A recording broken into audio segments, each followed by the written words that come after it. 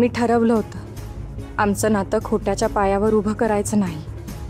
मी माझं सत्य तर श्रेयसला सांगितलं, पण ते वेळेवर त्याच्यापर्यंत पोचलं नाही. शकू आत्यांमुळे. आणि केवढा मोठा अनर्थ झाला होता. वेळ खूप महत्त्वाची असते. मला त्याचं सत्य माहीत असूनही त्याला सांगितलं नाहीये. मी त्याला फसवलं का?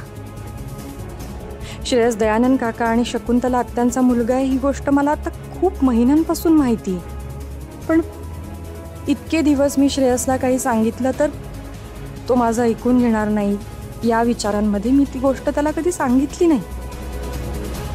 त्याचा माझ्यावर विश्वास नव्हता. पण काल रात्री त्याने माझ्यावर इतका विश्वास दाखवला की मी त्याला वेळ आल्यावर तुला सत्य सांगेन असं म्हटल्यावर ते सुद्धा त्याने ॲक्सेप्ट केलं. मी स्वार्थीपणे त्याला स्वतःच्या जवळ येऊ दिलं आणि सत्यापासून मात्र त्याला लांब ठेवलं.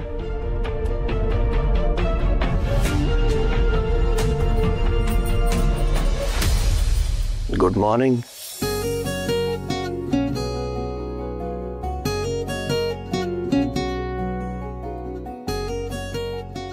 Good morning. नाही, गुड मॉर्निंग नाही, खरं तर माझ्यासाठी स्वीटेस्ट मॉर्निंग आहे. आणि फक्त माझ्यासाठी नाही, आपल्या दोघांसाठी. हो ना? हो. Good morning. Sweetest good morning.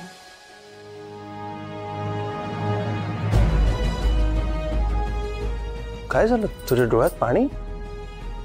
मला तर वाटलं आज तू आनंदात असशील. आपल्यातले सगळे प्रॉब्लेम सॉल्व्ह झाले, सगळे गैरसमज दूर झाले, तरी तुझ्या डोळ्यात पाणी.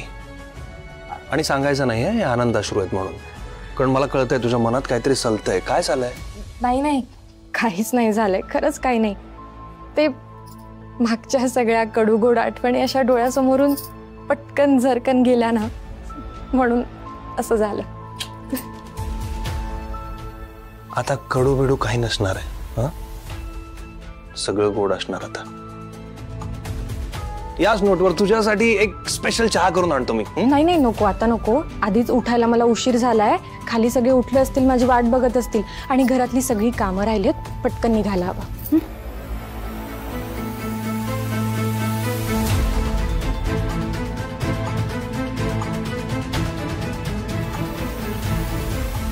तू नाही म्हणालीस तरी काहीतरी सलतंय तुझ्या मनात.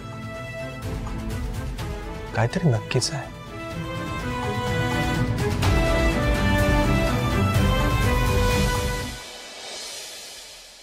अक्षय, दुपारचं प्रेझेंटेशन तू करतोयस ना? अरे सॉरी, मला एक दुपारी मीटिंग आहे महत्वाची, मी बिझी असणार आहे. अरे बापरे. बरं, येऊ का? अरे वकील साहेब या. अक्षय, हा, बसा. वकील साहेब, चहा आणते तुमच्या. नाही नको. आजी, तुम्ही सांगितलेले पेपर्स रेडी झाले आहेत, ते द्यायला आलो. बर.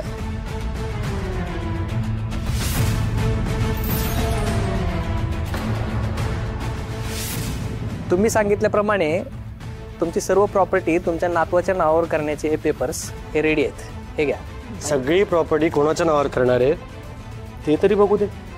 ते सांगणारच आहे, एवढी काय घाई आहे?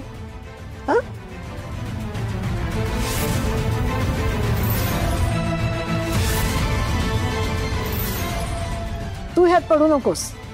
तुझं श्रेयसशी काय महत्वाचं बोलणं चाललंय ना, ते कंटिन्यू कर. काय बोलतेस तू आजी? या क्षणी हेच जास्त महत्वाचं आहे.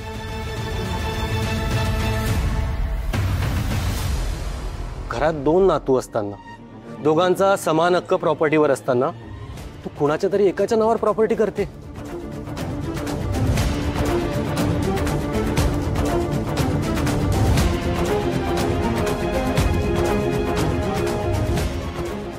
तो कोण आहे ते कळलं तरी पाहिजे. तो एक नातू तूच आहेस असं जर मी म्हंटल तर?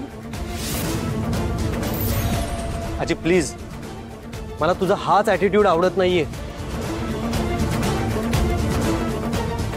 मांजर उंदराला खेळवते ना, तसंच चाललंय तुझं.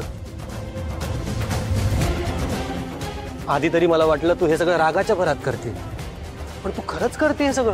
का करू नये? 50 एकर जमीन परस्पर जो नातू स्वतःच्या नावावर करून द्यायला निघालाय, मग मला सगळी नीट व्यवस्था करून ठेवायलाच पाहिजे. एक नातू एक नातू एक नातू, बस आजी बस.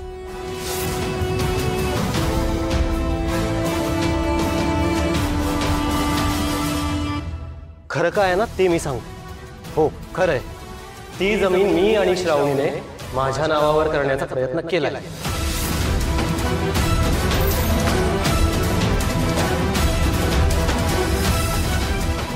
कारण आजी आम्हाला तिथे नवीन फॅक्टरी ओपन करायची आहे.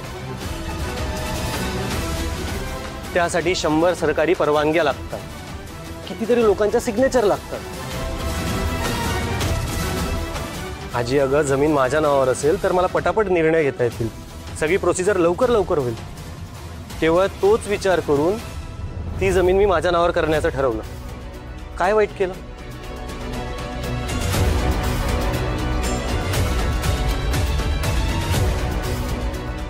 अक्षय तू प्लीज शांत हो ना.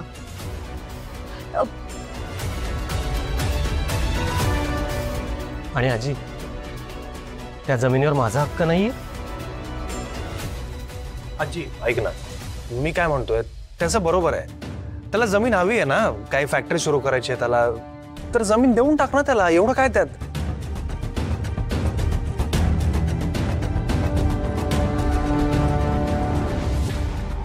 त्यासाठी उगाच वकील साहेबांना बोलवून हे पेपर्स वगैरे तयार करायची काय गरज आहे. आणि आजी मी मनापासून सांगतोय तुला, अगदी मनापासून सांगतोय, तू सगळं त्याच्या नावावर केलंस ना तरी माझी काही हरकत नाहीये. किती फरक आहे दोघांमध्ये.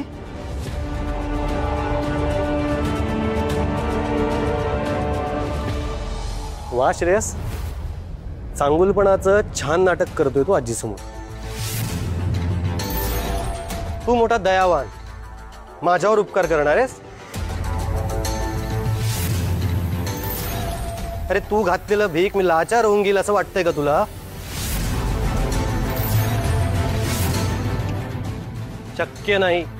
जे माझ्या हक्काचं आहे तेच मागतोय मी. Please please cool down. तू माझ्या बोलण्याचा चुकीचा अर्थ घेतोयस. अरे अक्षय, तू माझा मोठा भाऊ आहेस.